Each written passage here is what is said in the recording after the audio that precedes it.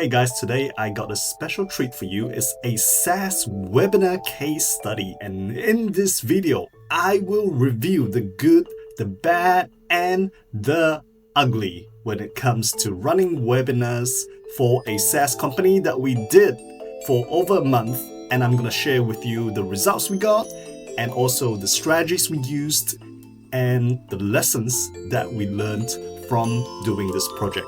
So let's jump into it so I can show you exactly what we did. Okay, bit of background first, right? So the background of this was that the company came to us, they found us, I believe it was on Google, came to us and they said they needed to do some webinars because they wanted to get more people to trial their SaaS software and get more people on the paid program as well. So they are basically a company that has a SaaS software. What it does, it helps drop shippers to actually improve the business and to select products automatically, saving them a whole bunch of time and also helping them to actually get more sales using AI. So that's the exciting part about it. We were quite excited to work on this particular project because it incorporated SaaS and AI, and it was really helping people in that space to make things more efficient, save time, and make it super easy for them to make money to sell stuff online. So let's give you a little bit of background about the client and the brief behind this particular project. So what we had to do was to get webinar leads for a SaaS company that is in the dropshipping space. So this is a really awesome software that complements like Shopify to make it super easy for e-commerce store owners to sell more products and to make their stores more effective using AI. So our goal was to get more of these people to join the webinar for people who wanted to start like e-commerce business, like a side hustle kind of thing. This was our goal, to get people to join the webinars. And here's the tricky part, because there was actually two webinars. One was a live webinar that was influencer led, and the other one was basically the in-house webinar, which is an auto on-demand evergreen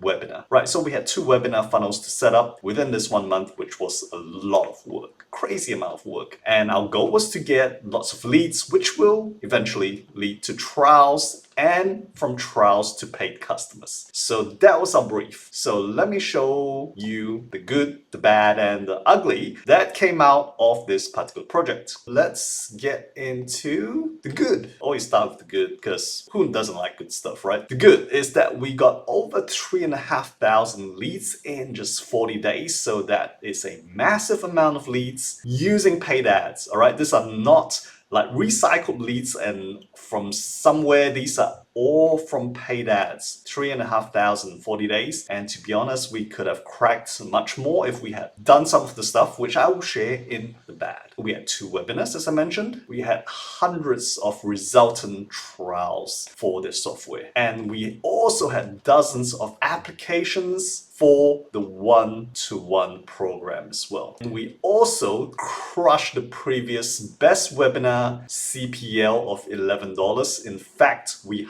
halved the CPLs for them. So that was pretty awesome, from going from $11 to $5.50. I mean, who doesn't want half price leads, right? So this was it. All right, so let me show you what we created for them, just a brief overview so that you know what I'm talking about. Okay, so as you can see here, this is the webinar funnel that we constructed for them. I know it takes probably a rocket scientist to understand what it is, but let me break it down for you so that you can quickly understand what we do here from a broad, like big picture level. Okay. So what we wanted to do is to get people from paid ads, which is all this section here. Doesn't matter where it's from: YouTube, Facebook, Reddit, LinkedIn, TikTok, whatever, right? We drove these people to a webinar sign up page, which I will show you both examples later. So don't worry, I got your back there. And in the influencer-led webinar, we got them to do an immediate trial once they sign up on the thank you page itself. We didn't wait for the webinar because we know people grow cold. So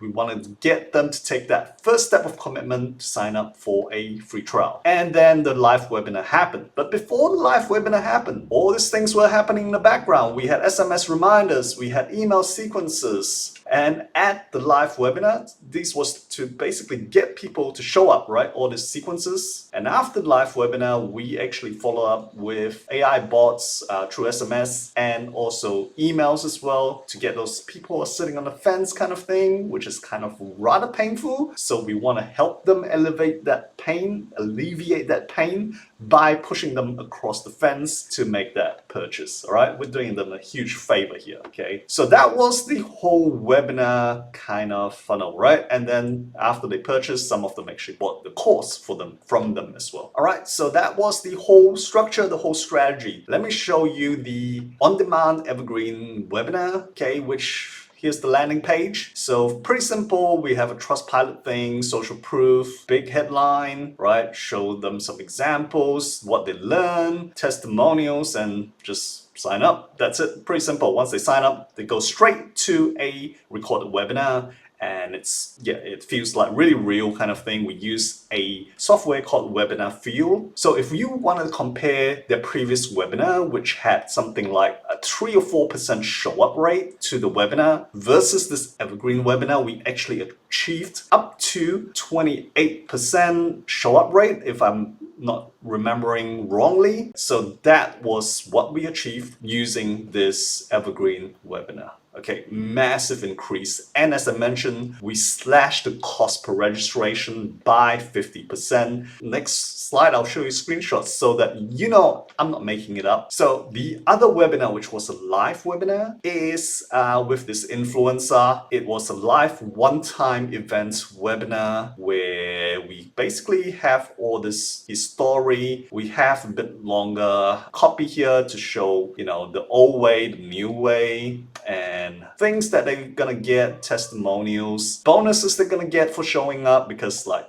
with live webinars, you really need to incentivize people to show up, use ethical bribes to get them to come to the webinar, right? And some FAQs so that, you know, we overcome some objections there. Okay, let's get back into the awesome slideshow that I've prepared. Now, let me show you here. Okay, so we generated 3,500 leads, as I mentioned, over 3,500. This was for the influencer webinar, where we got like $12 per lead. Yeah, I know that's kind of like a bit higher, but it's pretty acceptable, $12 per lead. And then for the evergreen webinar, this is where I'm saying we got leads at about $5.50, which was half the price of what they were previously getting. So yeah, that was pretty awesome. There's some reasons why we didn't get lower cost per lead. Here it was because the time frame was super short. We had to spend a lot of money. We did not have time to optimize. The turnaround time between us and the influencer getting stuff done for us was slow as well. Because hey, he's an influencer, right? He's busy, right? We're just nobodies here. So that was basically it. And also, I mean, it really was because of the short time frame that we had, right? It was really, really time pressing. Lots of pressure. So the bad, okay, I'm just gonna review everything because, like, you know, there's nothing to hide, right? With marketing, there's always good, there's always bad. There's no perfect marketing. If anyone says, yeah, we achieve all this and then there's no issues whatsoever, better run away from those guys because they're probably hiding something that's pretty bad. All right, so first thing, we did not realize that for one of the webinars, there was email deliverability issues. That was the issue. That why we did not achieve better results with one of the webinars was that the account we were using, unbeknownst to us, had problems delivering emails, and open rates were super duper low, some of the lowest I've seen in like years. And we did not know that until we ran the campaign, and then it was too late to swap the email accounts over because we had already set everything up and there was no backup email accounts to send the emails. We could have created new emails, but they were not warmed up, right? So that wouldn't have helped. Okay, so that was one thing that we probably should have checked before we actually ran a campaign, right? But we were just given it, and then by the time we discovered the issue, too late. The other thing was the trial to paid customer ratio was not as good as we expected. There was some that went from trial, as we mentioned, we got a few hundred paid trial customers, but for them to go to paid, it was not that great. And I'll tell you the reason why is because in this particular case, people had signed up for two different softwares, right? Pretty confusing. They had to sign up for one software with a trial, and then they had to sign up for the second software on a paid, and then kind of connect them together. So for most people, it was too complex for them, right? And especially you're trying to explain it in a like 30-minute webinar, it was too rushed. And a lot of people in the webinar was saying like, hey, you know, I kind of like lost my way. I kind of like couldn't catch up. So unfortunately, we did not get as many paid customers as we wanted to, but that's an issue of the webinar content itself, right? So if we had to run the webinar again, we would definitely slow down the pace and maybe get people to follow and make sure they follow before going forward. So our job as marketers is to bring people at the top end of the funnel, of course, and in the middle of the funnel where the webinar's delivering, you know, we can help, but